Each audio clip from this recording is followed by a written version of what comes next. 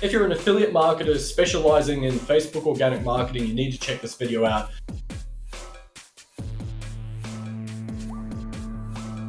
Why? Well, this is the numbers that you need to know in order to work out what activities you need to be doing in order to get the revenue you want out of your business.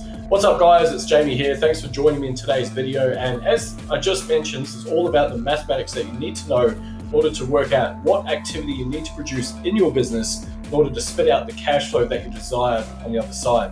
So if this is the first time here, I'd like to say a very warm welcome to you. I'm a full-time affiliate marketer, also a coach for a program, got well over 650 students absolutely crushing it with their affiliate marketing. If you'd like to learn more about that, there's a link below with a free case study. Check that out anytime. Of course, if you're interested in learning more about affiliate marketing from a very fundamental standpoint, feel free to hit the subscribe button. Don't forget to smash that bell icon to stay up to date with everything I'm putting out. All right, let's dive straight into it. So forgive the graphics that I've drawn. It took me a long time, but hopefully you can forgive me for that. So what I'm going to do is just bring up a couple of tools. I've got this is Jamboard here in case you're interested.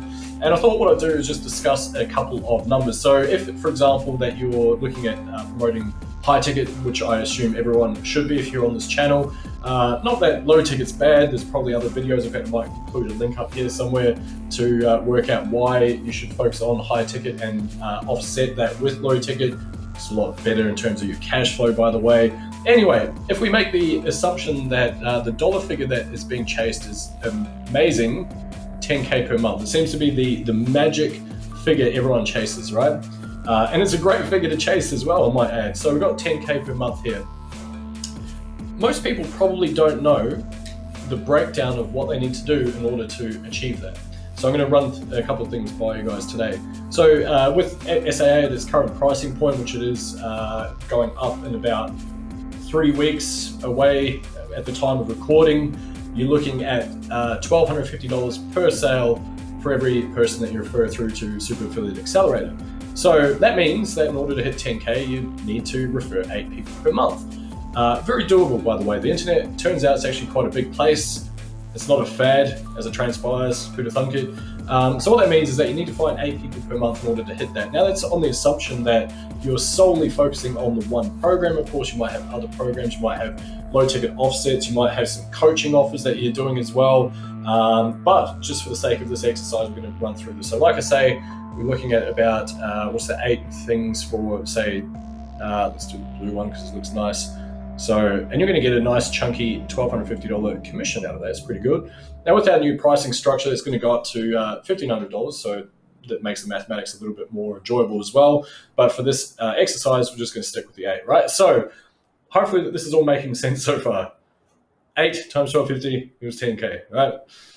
Yep, I passed mathematics. No, I didn't. I never passed mathematics. I didn't even finish school. What am I talking about? Right, so what are the activities that you normally do in terms of actually hitting those? So if you're doing organic marketing, all marketing angles aside and people assuming that there's a magic hack, you just got to get your hands dirty and do the work to start with, at least anyway. And then of course, as you start to expand, you start to build out systems and perhaps teams if you're looking at going down that pathway, then you can start moving away from your own audience as it were. But in the initial stages, kind of just need to put in that grunt work to build that credibility, build that relatability with your audience, and build that trust factor as well. So anyway, how does that all manifest? So if we make an assumption here that of those 8 people that you're selling into the program, then you're going to bridge people from Messenger or your content over to a call, right? It's basically one of the premises of it, right? So in that case, let's go back to our 8 over here.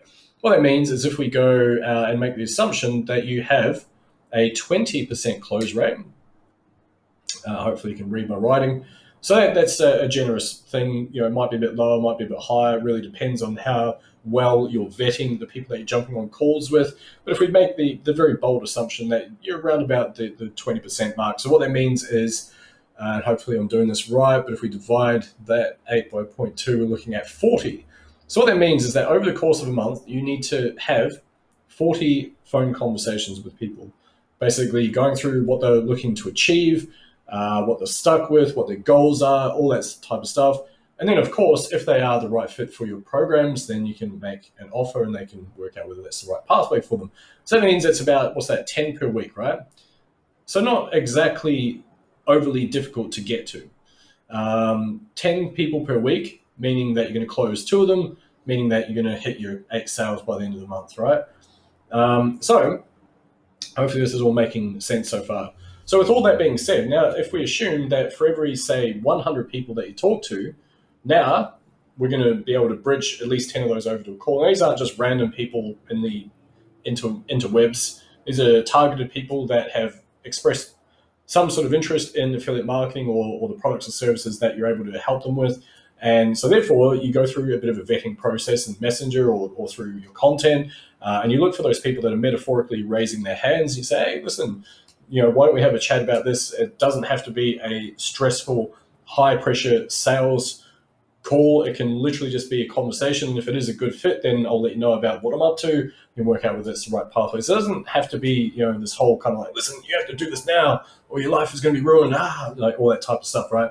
So then going back to those numbers, if we got, say, 100, and then out of that, we're booking, say, 10 calls. And these are like, I'm making these figures up as I go along, by the way. This is purely hypotheticals, right? So now we've got, for every 100 people that we communicate with, we've got 10 people that we need to book in a call. So 100 to 10, roughly, right? So the question then remains, and of course this isn't linear. So what I will preface this by saying is that you might find that the person that you speak to now, they don't do anything for months. Sometimes it's just the way it works with organic. They are just on the outliers and, they're just kind of circling around and they're not doing anything, but they want some interest, they have some interest sometimes, and they want to get your free lead magnet other times, and they do the thing, and then they disappear for a couple of months, they come back. So I'm saying it's not linear. So don't think just because I said so that it's going to be super linear, okay? Understand that I'm throwing hypotheticals out there so you guys can start thinking a little bit differently about the numbers that you're putting in there. Right, so that means that, cool, okay, if I reach out to 100 different people this week, these are new leads, by the way, not super difficult. What it means is that you should be able to book at least 10 calls.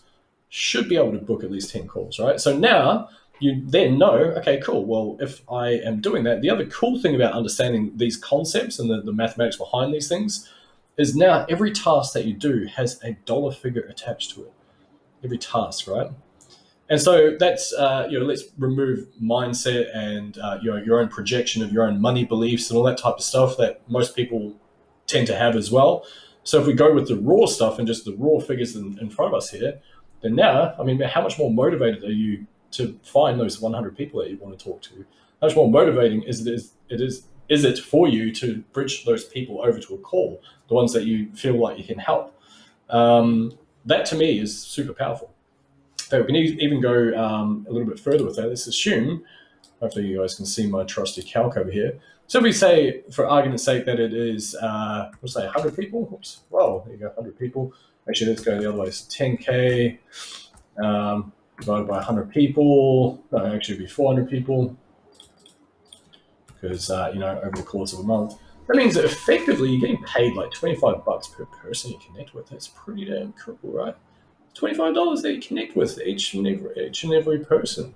That's freaking amazing. Now, for every call, if you look at it in the same context, so if we assume that there's like, we'll say 40 calls, whoops, not 100K, would be nice, wouldn't it? Whoops, not 4,000 calls, so 40 calls, sorry. So you're effectively getting paid $250 per call. When you look at it like that, how much more motivating is it for you to try and get on those calls with people? But the problem is that everyone wants to skip the initial steps. Everyone wants to skip that part, which is trying to find the new marketing angle. If I get better at copy, I won't need to do that stuff. If I get this cool thing over here, this person's trying to sell me, then I won't need to do this stuff over here because it sucks and it's hard and I don't like it. Of course you don't like it. Of course it sucks. That's part of it. That's because some elements of business is what that is all about. There are going to be parts of that that aren't fun, right? But a lot of people just want to skip right through that and just kind of think, for whatever reason that they're maybe too good for it, that, it's beneath them to do the hard yards. And so they try and skip that step, and it is detrimental to their own growth because then they're not just willing to get their hands dirty, put in the work to bridge those calls, to get on the calls, to improve their sales processes, to improve their offer, put in the work into connecting with more people, to do the engagement, do all the stuff that isn't super enjoyable, let's be honest. But those that are willing to do that, guess what? These are the ones that are making this type of cash and more. Beyond that, way and beyond that, right? But what I wanted to put this video out for is to illustrate that if you start breaking down the numbers behind some of the things that you are doing, then all of a sudden you realize, well, hang on, if I'm only reaching out to like 15 people every fourth day, then I'm not really giving myself the best chances of actually making any sales. If I'm not bridging anyone over to a call, and I'm not saying you have to, you don't like, I've sold probably hundreds of thousands of dollars worth of stuff purely via Messenger now. I know people that will never ever get on a call. I'm not saying you have to. What I'm trying to get to illustrate to you guys is it's just a way for you to frame things, so that way at least you know the raw metrics behind things. And maybe it's not a call. Maybe for you it's something completely different. Maybe it is just Messenger or getting them to see a Google Doc. But then the question you need to ask yourself off the back of that is, how many opportunities are you giving yourself to at least ask that question to someone? Hey, I think you'd be a great fit for this thing, or I don't think you'd be a great fit for this thing, so perhaps you can go check out this other thing I've got, or check out my free group because it's filled with great information. Whatever it is for you, it's about understanding that there is some numbers behind that, and if you don't know them, then I encourage you to dive a little bit deeper into it, and it becomes really fun as well. So I was being generous with the 20% conversion rate, so let's go raw data, and let's just say it's not 20%, it's 10%. Because we're still new and we're still learning and we're still trying to become better at sales, all that sort of stuff, times, what to say, 0.1. So, oops, that's not really even a number that is relevant to anything. Where was I going with that?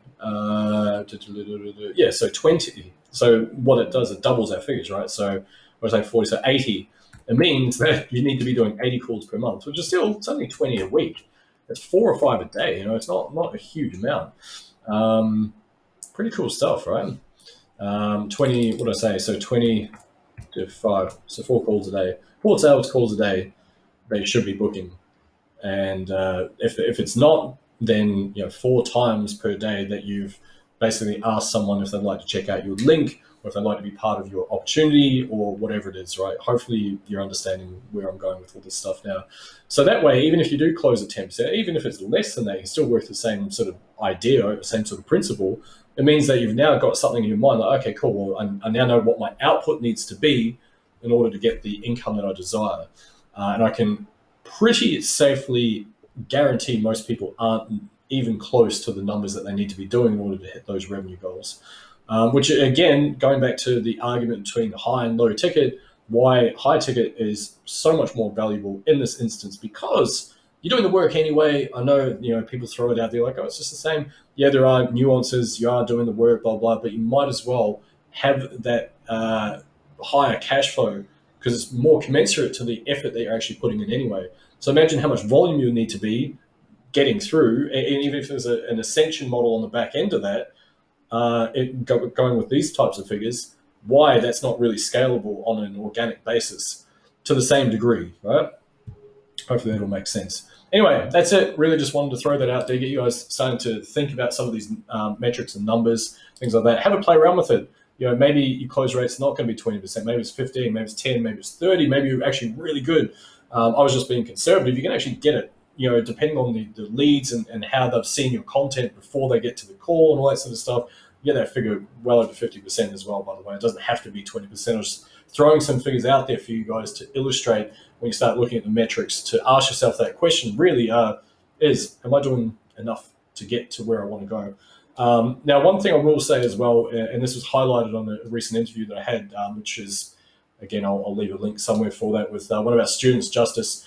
And the dude went from like nothing to cranking up 30K months with our training and some help along the way as well, I might add. But the dude was cranking those up as a part-time affiliate marketer. Like, he was doing it in his spare time. Yeah, he made sacrifices. He woke up early. He stayed up late. He spent less time with his family. But now, in what is realistically a pretty quick space of time, 30K per month, can't sneeze at that. That's pretty damn awesome. He's got students that absolutely love him because he's helping them out and they're crushing it as well.